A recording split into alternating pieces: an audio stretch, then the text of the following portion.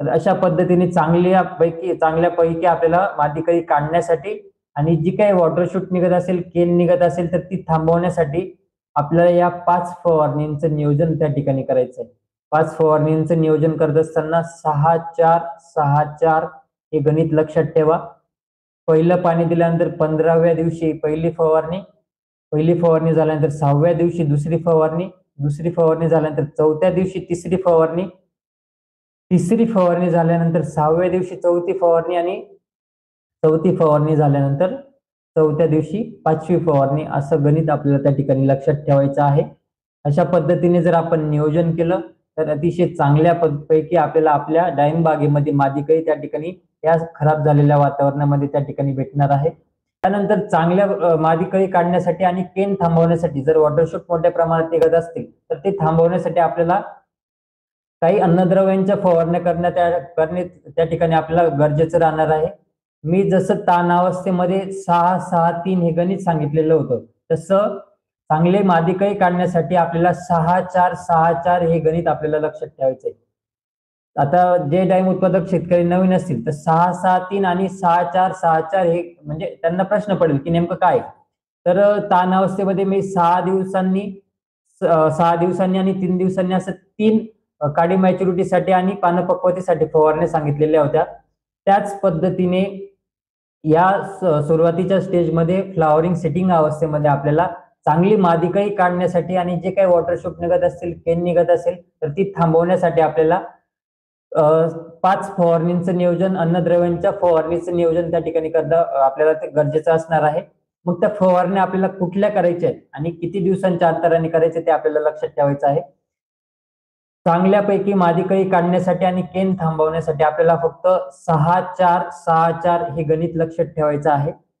पहिली फवारणी झाल्यानंतर 6व्या दिवशी दुसरी फवारणी आपल्याला घ्यायची आहे. दुसरी फवारणी झाल्यानंतर 4थ्या दिवशी तिसरी फवारणी आपल्याला घ्यायची आहे.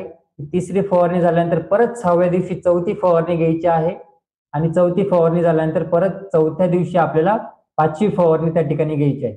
मग आपल्याला कुठल्या फवारण्या घ्यायच्या आहेत? पहिली फवारणी आपल्याला पहिलं पाणी दिल्यानंतर 15व्या दिवशी आपल्याला बोरॉन आणि चिलिटेड कॅल्शियम याची फवारणी आपल्याला त्या ठिकाणी घ्यायची आहे. पहिलं पाणी दिल्यानंतर 15व्या दिवशी आपल्याला बोरॉन 1 लिटर पाण्यासाठी 1 ग्रॅम, चिलिटेड कॅल्शियम 1 लिटर पाण्यासाठी अर्धा ग्रॅम, आणि जर पूर्णपणे ढगाळ वातावरण असेल तर या ढगाळ वातावरणामध्ये या फवारणीमध्ये आपल्याला प्लॅनोफिक्स हे 1 लिटर पाण्यासाठी 0.2 मिली म्हणजे 100 लिटर पाण्यासाठी 20 मिली या पद्धतीने आपल्याला ही पहिली फवारणी त्या ठिकाणी करायची आहे. नीट लक्षात ठेवा, चांगल्यापैकी मादी कळी काढण्यासाठी आणि जी काही वॉटरशूट निघत असेल, जी काही केन निघत असेल, तर ती थांबवण्यासाठी आपल्याला 6-4-6-4 हे गणित लक्षात ठेवायचं आहे पहिली फवारणी झाल्यानंतर. तर पहिली फवारणी आपल्याला कधी करायची आहे? पहिलं पाणी दिल्यानंतर 15व्या दिवशी आपल्याला पहिली फवारणी करायची आहे बोरॉन आणि चिलिटेड कॅल्शियमची. बोरॉन 1 लिटर पाण्यासाठी 1 ग्रॅम आणि चिलिटेड कॅल्शियम हे 1 लिटर पाण्यासाठी अर्धा ग्रॅम. जर सततचं ढगाळ वातावरण असेल तर या वातावरणामध्ये या फवारणीमध्ये आपल्याला प्लॅनोफिक्स बायर कंपनीचं 0.2 मिली म्हणजे 100 लिटर पाण्याला 20 मिली या पद्धतीने हे बोरॉन आणि कॅल्शियमच्या फवारणीमध्ये आपल्याला टाकून आपल्या डाळिंब बागेवरती फवारणी करायची आहे. फवारणी करत असताना आपल्याला काळजी घ्यायची आहे की सकाळी लवकर आपल्याला या अन्नद्रव्यांच्या फवारण्या करायच्या आहेत आणि बऱ्यापैकी सध्याच्या परिस्थितीमध्ये दुपारून असेल किंवा संध्याकाळी असेल बऱ्यापैकी मोठ्या प्रमाणात पाऊस पण त्या ठिकाणी पडतोय. फवारणी केल्यानंतर पुढचे किमान 3 ते 4 तास हा पाऊस आपल्याला त्या ठिकाणी आलेला नकोय. तर या पद्धतीने आपल्याला फवारणी करताना त्या ठिकाणी काळजी घ्यायची आहे. आणि कुठल्याही अन्नद्रव्यांच्या फवारणी करत असताना आपल्याला गोष्ट लक्षात ठेवायची की कुठल्याही अन्नद्रव्यांच्या फवारण्या करत असताना त्यांचे रिझल्ट चांगले मिळण्याकरता आपल्याला फवारणी सकाळी लवकर त्या ठिकाणी आपल्याला करायची आहे. तरी पहिलं पाणी दिल्यानंतर 15व्या दिवशी पहिली फवारणी झाल्यानंतर आपल्याला पुढच्या 6 दिवसांनी दुसरी फवारणी करायची आहे. ही दुसरी फवारणी अतिशय महत्वाची त्या ठिकाणी आपल्याला केन थांबवण्यासाठी, वॉटरशूट थांबवण्यासाठी आणि चांगली मादी कळी काढण्यासाठी उपयोगी आहे. या 5 फवारण्यांमध्ये ही दुसरी फवारणी अतिशय महत्वाची आपल्याला आपल्या डाळिंब बागेमध्ये त्या ठिकाणी ठरणार आहे. तर दुसऱ्या फवारणीमध्ये आपल्याला ICL कंपनीचं 04932 ICL कंपनीचं 04932 हे 1 लिटर पाण्यासाठी 3 ग्रॅम घ्यायचं आहे. पोटॅशियम मॉलिब्डेट हे 1 लिटर पाण्यासाठी अर्धा ग्रॅम घ्यायचा आहे आणि अनारदाना हे 1 लिटर पाण्यासाठी 2.5 मिली घ्यायचं आहे. तर या पद्धतीने आपल्याला पहिलं पाणी दिल्यानंतर 15व्या दिवशी पहिली फवारणी आणि पहिली फवारणी झाल्यानंतर 6व्या दिवशी दुसरी फवारणी त्या ठिकाणी घ्यायची आहे. 04932 पोटॅशियम मॉलिब्डेट आणि अनारदानामुळे आपली केन थांबायला सुद्धा मदत होणार आहे आणि चांगल्यापैकी जी काही आपल्या बागेमध्ये कळी निघत असेल तर मादी कळी काढण्यासाठी सुद्धा ही फवारणी अतिशय महत्वाची या 5 फवारणींमध्ये आपल्याला त्या ठिकाणी ठरणार आहे. तर त्यामुळे आपल्याला अतिशय काळजीपूर्वक या फवारण्या करायच्या आहेत. त्यानंतर ही दुसरी फवारणी झाल्यानंतर आपल्या गणितानुसार 4थ्या दिवशी तिसरी फवारणी त्या ठिकाणी आपल्याला करायची आहे. तर तिसऱ्या फवारणीमध्ये महाफीड कंपनीचं महाफ्लोरा, ज्यामध्ये NPK कंटेंट येतं 5/40/28.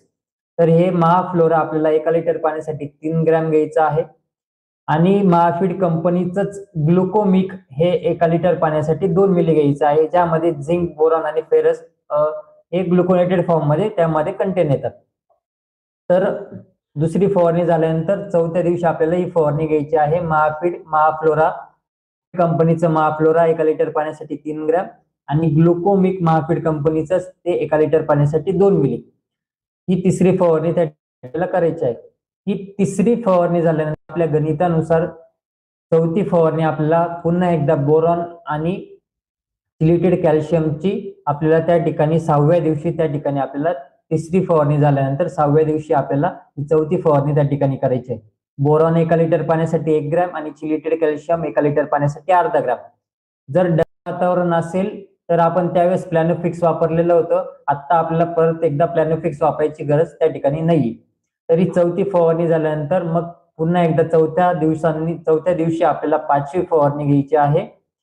धनश्री ॲग्रोचं जे कॉम्पोचं आपण मार्केटमध्ये उपलब्ध आहे 04037 ते 1 लिटर पाण्यासाठी 3 ग्रॅम आणि पुन्हा एकदा अनारदाना हे 1 लिटर पाण्यासाठी 2.5 मिली, अशी 5वी फवारणी त्या ठिकाणी आपल्याला घ्यायची आहे. तर अशा पद्धतीने चांगल्यापैकी आपल्याला मादी कळी काढण्यासाठी आणि जी काही वॉटरशूट निघत असेल, केन निघत असेल तर ती थांबवण्यासाठी आपल्याला या 5 फवारणींचं नियोजन त्या ठिकाणी करायचं आहे. 5 फवारणींचं नियोजन करत असताना 6-4-6-4 हे गणित लक्षात ठेवा.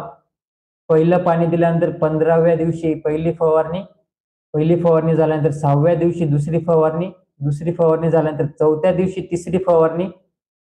तिसरी फवारणी झाल्यानंतर 6व्या दिवशी 4थी फवारणी आणि 4थी फवारणी झाल्यानंतर 4थ्या दिवशी 5वी फवारणी, असं गणित आपल्याला त्या ठिकाणी लक्षात ठेवायचं आहे. अशा पद्धतीने जर आपण नियोजन केलं तर अतिशय चांगल्या पैकी आपल्याला आपल्या डाळिंब बागेमध्ये मादी कळी त्या ठिकाणी या खराब झालेल्या वातावरणामध्ये त्या ठिकाणी भेटणार आहे.